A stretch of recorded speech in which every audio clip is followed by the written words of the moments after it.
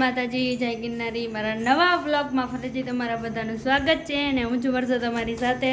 તો અત્યારે વાગી ગયા છે બપોરના 3:30 અને અત્યારે છેક વ્લોગ ચાલુ કર્યો છે કેમ કે સવારે હું સીવતી હતી એટલે પછી કાંઈ વ્લોગ ચાલુ નહોતો કર્યો ને અત્યારે જો ફ્રી થઈ ગઈ છું ને સીવવાનું બધું આજથી પૂરું થઈ ગયું અને અત્યારે છેક જો વ્લોગ ચાલુ કર્યો છે। તો હાલો હવે આપણે ડાયમંડ ચોટાડવા જવાનું છે અને પછી 5 વાગે આપણે એક કોમેડી રીલ શૂટ કરવાની છે। તમે બધા ન જોતા હોય ને તો આપણે ઇન્સ્ટાગ્રામમાં આઈડી છે વર્ષા રોજેસરા, તો એમાં તમે બધા કોમેડી વિડીયો પણ આપણે આવે છે તો તમે બધા એમાં પણ જઈ આવજો। તો આપણે કેવી રીતે રીલ શૂટ કરી ને એ આપણે હમણાં 5 વાગે વિડીયો શૂટ કરશો ને ત્યારે તમને બધાને બતાવીશ। તો હાલો બધા કન્ટિન્યુ વ્લોગમાં બન્યા રહેજો। ફાઇનલી કેટલાય દિવસો પછી આપણે આપણી જગ્યાએ આવી ગયા છીએ, એટલે કે ડાયમંડ ચોટાડવા માટે। હમણાંથી લગ્ન હતા બધાના ને એટલે હું સીવવામાં જ હતી, અહીંયા ડાયમંડ ચોટાડવા આવતી જ નથી એટલે આજે ફાઇનલી જો હું ડાયમંડ ચોટાડવા આવી ગઈ છું। કાપુ છે દીદી કે બધાને જય માતાજી તો કહી દો। જય માતાજી। બીજું કાંઈ કેવું છે તમારે? કામ કરો। હું ડાયમંડ ચોટાડવા આવી તો હવે મજા આવી ને તમને? તો વહી જાઓ પાછી, તો વહી જાઓ પાછી। કામ નથી કરતી તો શું કરું? વિડિયો બનાવે તો મીનાપુર તો ડાયમંડ ચોટાડીશ ને, મીના જ નથી પહેર્યો। તારી પડી જ છે। ઓહ, તો હાલો આપણે પૂજા દીદીએ થપ્પો મારી દીધો તો હવે આપણે ફટાફટ ડાયમંડ ચડાવવા માંડી। હાલો ગાઈઝ, વાગી ગયા છે 7 અને છે ને 5 વાગે આપણે રીલ શૂટ કરવા જવાનું હતું મેળી માટે, પણ પછી હે ને અહીંયા હમણાં લગ્ન હે ને બધા આજુબાજુમાં શેરીમાં એટલે હે ને ડીજે ને એવું બધું વાગતું હતું તો પછી કાંઈ ગયા નહીં। તો અત્યારે તો જો હવે આપણે રસોઈ બનાવવાની છે। અત્યારે જીજો ડાયમંડ ચોટાડી ગઈ, થોડીક વાર ડાયમંડ ચોટાડી લે પછી આપણે રસોઈ બનાવવા જવાનું છે। તો હાલો બધા કન્ટિન્યુ બ્લોગમાં બન્યા રહી। લખ્યું છે જો એક પેકેટ, ખાલી એક પેકેટ, પણ શું પેકેટ એ નથી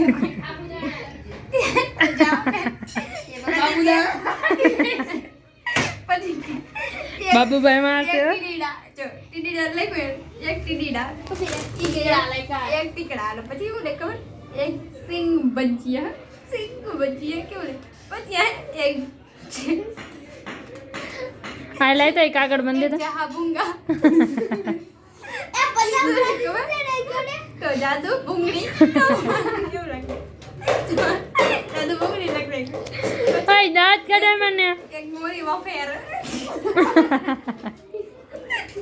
આમ જો મોરી વફેર અને એક વાઇપ્સ લઈ ગયો, એક વાઇપ્સ લેવાની એલા વિલ્સ કીધા મને તારા દાદા આવે મોરી વફેર આ લાઈ તો મન વાંચવા દે, જો દે તો પૂરી આઈ જોઈ લાઈ આજે સાબુદાણા લખવાના કા કોણે લખવાના મમ્મીએ કીધું।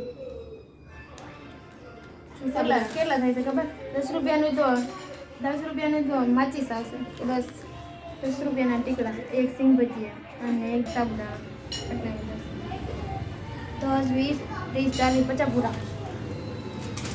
જો દે તો મને કેવું લખ્યું તો ફેર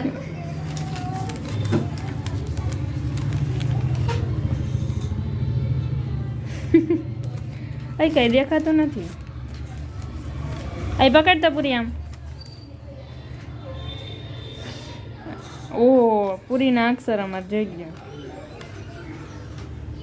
અચ્છા તો ભૂંગળી લે એક તો એ જાના લઈ દેના એટલે ફટાફટ મોરી વફેર મેં કીધું વિલ્સ ન તો વાઇસ જા। લઈ કોઈ વેબ્સ જાન્યા હાલો હવે આપણે ફટાફટ ડાયમંડ ચટાડ લઈ। પૂજા દીદી રસોઈ બનાવે છે તો આજે તો કાંઈક નવીન પ્રકારનું શાક બનાવવાનું છે। તો પૂજા દીદીએ જો ડુંગળી નાખીને વઘાર કરી વાળ્યો છે અને ટમેટાને એવું નાખવાનું છે અને હું અહીંયા બાજુ બનાવું મારા હાટું ભાજી। ચાલો તમને બધાને બતાવી દઉં કે શેનું શાક બનાવવાને। તો પૂજા દીદી જો આ રતલામી સેવનું શાક બનાવવાના છે, બહુ સરસ મજાનું બને છે। અમે કેટલી વાર બનાવી લીધું છે પણ ક્યારેય વિડીયોમાં નથી લીધું એટલે અત્યારે જો આપણે વિડીયોમાં લઈ લીધું છે અને પૂજા દીદી જો હવે આમાં બધા મસાલા નાખે છે, ગરમ મસાલો, હળદર, જીરું, મીઠું એવું બધું નાખી દીધું છે અને હાલો હવે કેવું બને છે તો જોઈ આપણે કન્ટિન્યુ બ્લોગમાં બન્યા રહીજો। હાલો ગાઈસ, ફાઇનલી આમાં જો ટમેટા અને મરચું નાખી દીધું છે અને કંઈક જો આવી ગ્રેવી થઈ ગઈ છે અને હવે એને શું નાખવાનું? મરચું,